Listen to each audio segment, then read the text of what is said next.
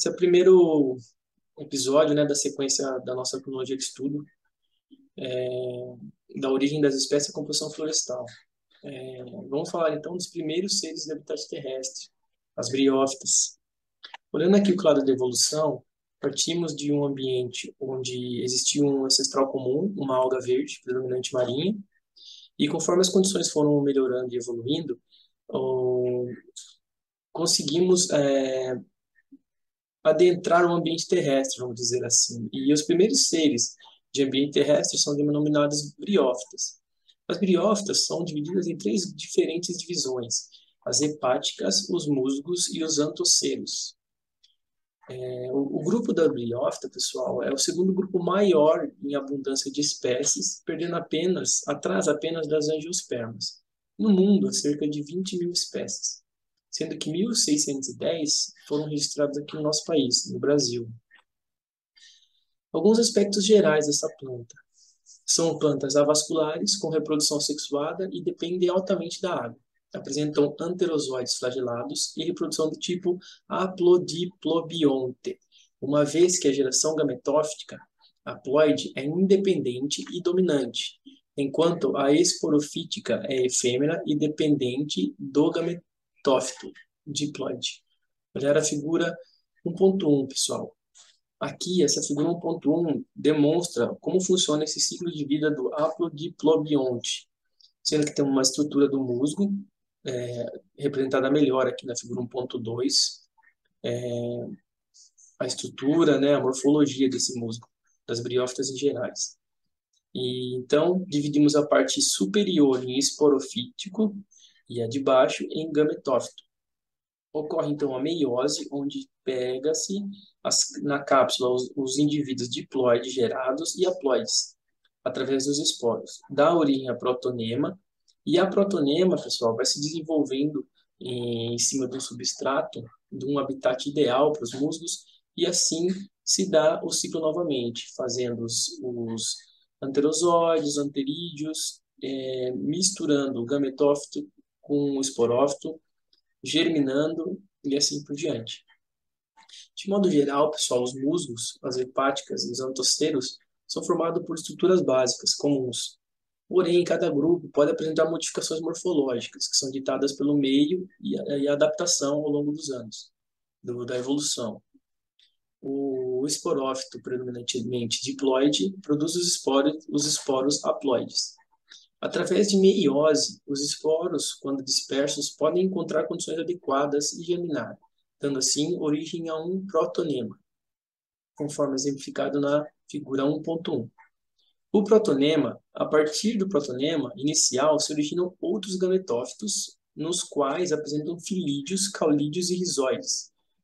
Filídeos, caulídeos e rizóides, pessoal, são estruturas que são análogas às folhas, ao caule e à raiz, respectivamente, porém sem tecidos vasculares. Alguns exemplos das briófitas, voltado mais para o habitat e o substrato. As briófitas ocorrem em diversos ambientes, sendo os locais úmidos os mais adequados para a sobrevivência desses organismos, tendo em vista a necessidade de água para a fecundação. Apesar disso, elas são amplamente distribuídas no mundo. Ocorrem nos polos, nos trópicos, em ambientes submersos a desérticos, com exceção apenas do ambiente marinho, pois foi de lá que o nosso primeiro ancestral saiu. Uma vez na Terra, não queremos voltar para a água, pessoal. Elas podem, então, crescer em vários tipos de substrato, conforme demonstrado na figura 1.4, sendo consideradas como terrestres ou terrícolas, epífilas, que ocorrem sobre folhas, corticícolas, em tronco das árvores, e epíxalas, sobre troncos em decomposição, rupícolas, sobre rochas e em matérias introduzidas pelo homem. Então, a figura 1.4 trazem os substratos, né, pessoal, que foram citados em amarelo aqui, as diferentes situações, os diferentes habitats que podem se desenvolver as briófitas.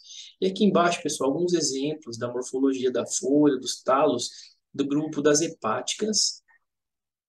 Aí também temos um pouco da diversificação no grupo dos musgos e no grupo dos antoceros. Olha nessa setinha vermelha e branca, essas estruturas, como se fossem algumas anteninhas surgindo desse substrato. Lembra que a gente falou no slide anterior que as estruturas mudam conforme os grupos, os subgrupos? Agora chegou uma parte que eu acho que é bem importante, que muita pessoa não leva em consideração das briófitas, né? O seu papel ecológico. As briófitas, pessoal, são classificadas como plantas pioneiras, frequentemente primárias ou até secundárias, numa seção ecológica. Os tapetes ou tufos orgânicos formados por essas plantas promovem a retenção de umidade, e suas secreções ácidas auxiliam na quebra das rochas, que posteriormente serão parte do solo. Essas alterações no ambiente geram um microclima específico que auxilia no estabelecimento de novas espécies e principalmente na germinação de sementes. As briófitas também são consideradas indicadores ecológicos da qualidade de habitat, uma vez que muitos táxons desses grupos são sensíveis a alterações de umidade na atmosfera. Além disso, outras funções ecológicas dessas plantas podem ser citadas, como evitam a erosão, pois auxiliam na manutenção do balanço hídrico do solo. Participam da ciclagem de nutrientes, uma vez que são componentes da biomassa. Isso é muito importante, pessoal. São indicadores ecológicos de mudanças climáticas, uma vez que correspondem de forma rápida e direta às mudanças ambientais. Ou seja, a presença das briófitas em certo habitat, em certo ecossistema, exige um certo equilíbrio, é, uma certa constância na regulação climática do ecossistema. Podem ser também indicadores de depósitos minerais, como, por exemplo, os músculos de cobre, pois estão associados a solos ou rochas com grande concentração deste mineral. Além de serem abrigo e alimento para animais, micro-organismos e insetos, exemplo, a cápsula é fonte de alimento para mamíferos em ambientes de baixa temperatura, no gelo, por exemplo. Além disso tudo, desse papel ecológico, as briófitas, pessoal, elas podem ser para fins comerciais. As briófitas mais empregadas são as pertencentes aos gêneros Scandnum, que são usadas em floriculturas, como meio de cultivo de outras plantas. Sabe? Quem nunca teve a mãe, aquela pessoa dentro de casa que gosta de planta, que foi comprar pequenos musgos para pôr no vaso ou fazer algum enfeite? Então, é desses carinhas que a gente está falando. Além de serem empregados como isolante térmico, pessoal, em enchimento de camas, travesseiros e como combustíveis naturais, turfeiras, para filtração de água e para ações antissépticas. Ou seja, a gente não dá a devida atenção aos músculos, mas é extremamente importante. O papel ecológico deles é importante. Lembra sempre, pessoal, nada na natureza está ali por acaso. Tudo tem um motivo, tudo tem um sentido e tudo tem uma interligação.